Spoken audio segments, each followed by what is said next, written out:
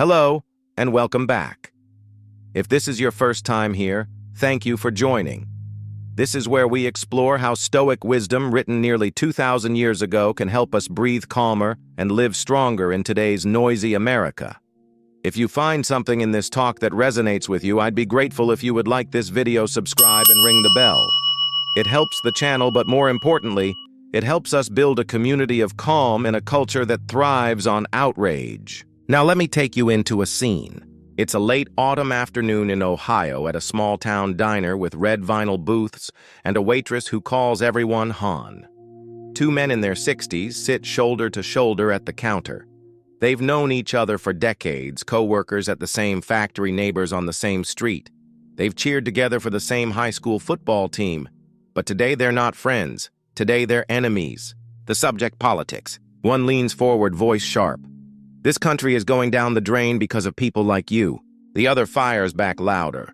And you've been brainwashed by the media. You don't even think for yourself anymore. The waitress freezes with the coffee pot in midair.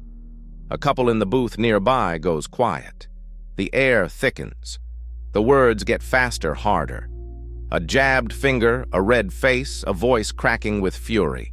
And then that familiar moment, the point where words are no longer enough and the body itself wants to fight. If you live in America today, you've probably witnessed this scene. Maybe at a diner, maybe in your own living room, maybe scrolling through Facebook. Our country has become a theater of outrage. We call it debate, but much of it is shouting. We call it free speech, but much of it is venom. And if you're honest, maybe you felt it too. The quickening pulse when you read the news.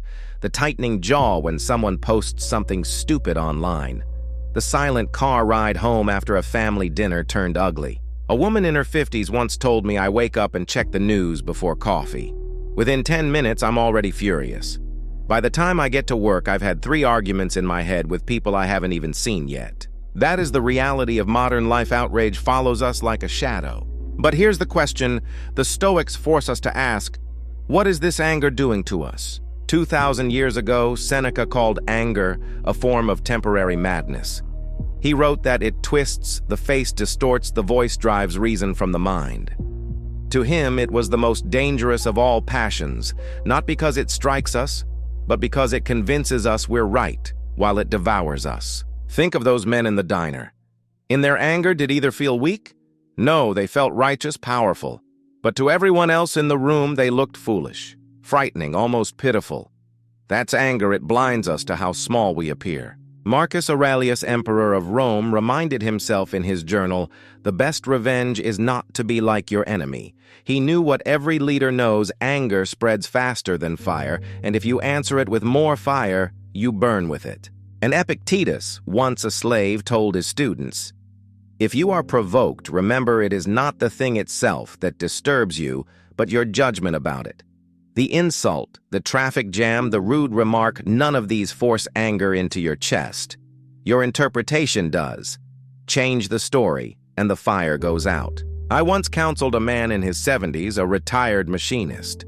Every evening he sat in his recliner, flipping between news channels, shouting at the screen. His wife told me, "He doesn't even hear me anymore. The TV owns him." He thought he was staying informed.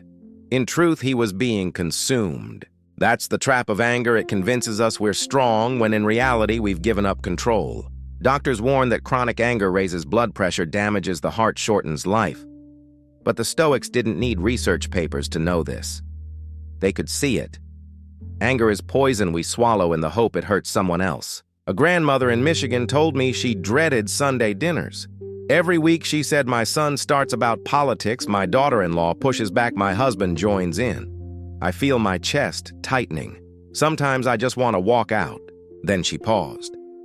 The saddest thing, she added, is we never remember what started it. But we don't forget the hurt. That's the legacy of anger, not the spark, but the ash it leaves behind. The slammed door that still echoes, the word you can't unsay, the trust broken in a single night. And yet we live in a culture that rewards outrage. Outrage sells. Outrage wins elections. Outrage gets clicks. We are fed anger the way children are fed sugar. And just like sugar, it gives us a rush, then leaves us weaker. So the Stoics ask us to step back. To see anger not as strength, but as surrender. To see calm not as weakness, but as mastery. I want you to imagine something. Picture that diner again. The men at the counter, voices rising. But this time, one of them feels the fire and chooses silence. He takes a breath, picks up his fork, and returns to his pie. The other man sputters, confused. The waitress exhales. The tension dissolves. One choice changed the entire room.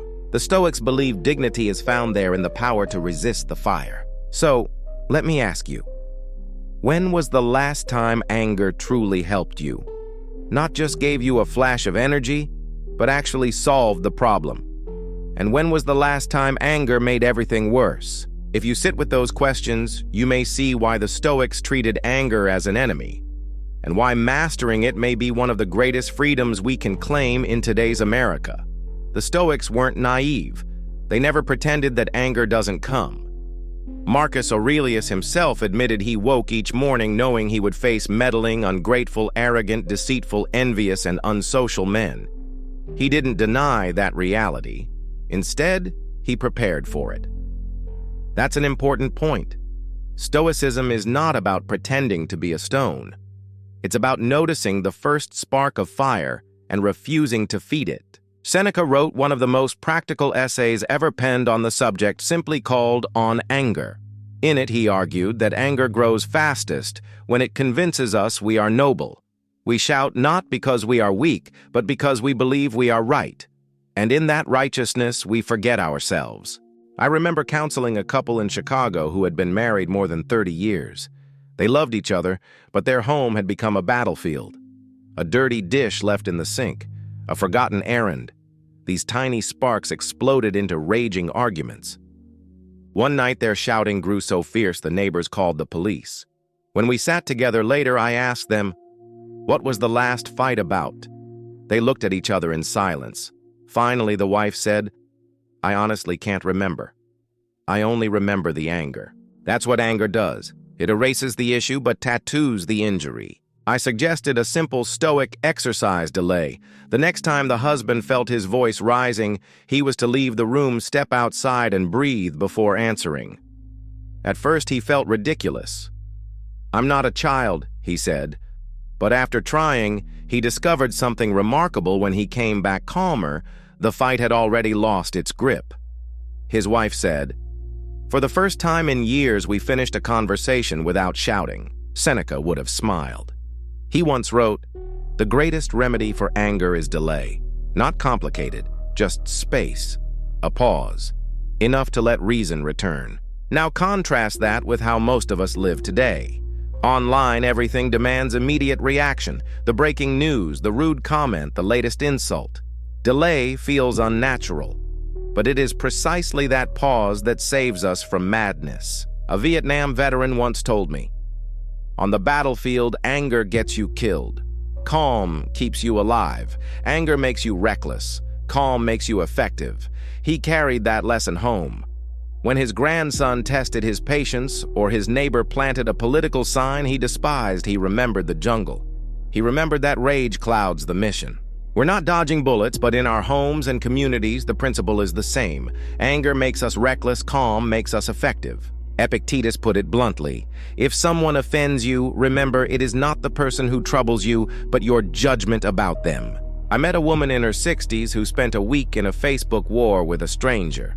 Every night she sat typing replies, heart-pounding, anger racing. At the end of the week, the stranger hadn't changed, but she had. She was exhausted, bitter, ashamed. She realized she had handed her peace over to someone who didn't even know her name. That is the hidden cost of anger. It makes us slaves. Slaves to strangers, slaves to headlines, slaves to the moment. Marcus Aurelius called his mind an inner citadel, a fortress that no insult, no provocation could storm unless he opened the gate. To live like that is to be free, but freedom requires discipline. And that discipline shows up in small moments. Picture a family dinner in Michigan. Politics comes up.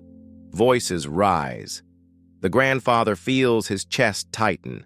One path leads to slamming fists on the table plates, rattling, children crying. Another path leads to silence, a sip of water, a deep breath, a change of subject.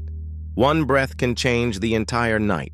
That is Stoicism in practice, the power to transform not only your own state, but the atmosphere around you. Modern science confirms what the Stoics taught.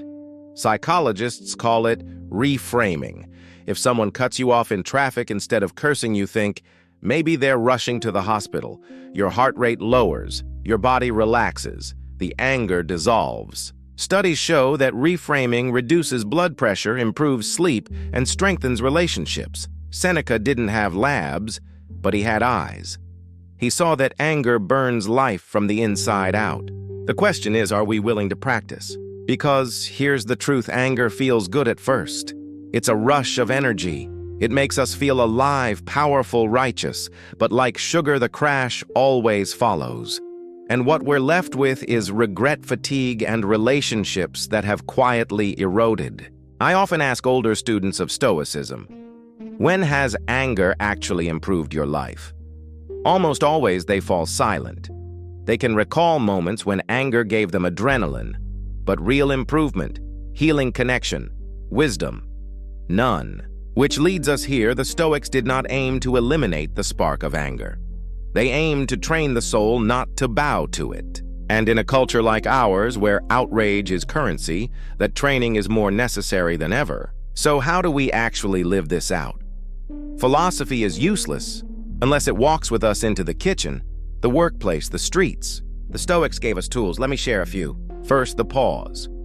When the spark comes, don't trust your tongue. Trust silence. Seneca swore by this. He called delay the greatest cure for anger. Try it. The next time you feel your pulse quicken, step back. Count to 10. Drink a glass of water. Take a walk. I knew a man in Arizona who touched his watch whenever his wife's words triggered him. That small act, just feeling the cold metal, gave him a pause long enough to stop the explosion. He told me, it saved us more than counseling did. Second, write. It don't say it. Words once spoken are arrows. You can't pull them back, but writing absorbs the venom. A grandmother I met in Michigan kept what she called her anger diary. Every time fury rose, she scribbled it all out. She never showed it to anyone. Later, she laughed at her own pages. Half the time, I can't even remember why I was so mad. Writing gave her release without wreckage. Third, embrace silence. Marcus Aurelius believed the best answer to anger is silence. Imagine a quarrel where instead of matching fire with fire, you go quiet. That quiet unsettles people. It makes them hear themselves. One father used this with his teenage son. When the boy shouted, the father said nothing. Minutes later, the boy softened. Your calmness made me realize how I sounded. Fourth, fast from outrage. If food can be toxic, so can news. Choose one day a month, no debates, no doom scrolling, no political talk shows. A retired officer calls it his quiet Sabbath. He told me, it's the only day I feel human again. Try it once. Notice how calm Monday feels. Fifth, reframe the insult. Epictetus taught when someone insults you, it's their character on display, not yours. The next time a driver cuts you off, say to yourself, they must be rushing to a sick child. The insult shrinks. Your peace remains. Modern science backs it. Reframing lowers stress, protects the heart, even lengthens life. Philosophy turns out to be medicine. Now ask yourself, which of these practices could you try tomorrow? Don't attempt all 5. Choose one. Practice it. Watch the difference it makes. Let me end with a story. A man in his 70s told me he used to go to bed replaying every argument of the day with his wife, with his neighbors, with the strangers he fought online. He clenched his jaw in sleep. His doctor warned him, your anger is killing you. Then he discovered Marcus Aurelius. He began pausing before he spoke. He chose silence over shouting. He wrote instead of exploding. 6 months later, he told me I feel younger. My wife says I smile more. For the first time in decades, I don't go to bed fighting ghosts. That is the freedom Stoicism offers. Not the illusion of winning every battle, but the deeper strength of refusing to be enslaved by rage. Seneca compared anger to falling into a pit. The deeper you fall, the harder it is to climb out. The wisest course is not to fall at all. That's what these practices are, guardrails on the edge of the pit. And here's the paradox. In a world that screams, the person who stays calm holds the real power. Anger is predictable. Calm is rare. Anger is noise. Calm is signal. So let me leave you with this. When was the last time anger truly improved your life? And what would your days look like if you resisted it just once tomorrow? Share your story in the comments. Someone out there needs to hear it. And if this reflection spoke to you, please like this video, subscribe, and ring the bell. Together, we're building something precious, a community of calm in an age of outrage. Next time, we'll explore how silence itself can heal relationships, how restraint can restore trust, deepen love, and turn conflict into connection. Until then, may your calm be stronger than the world's noise.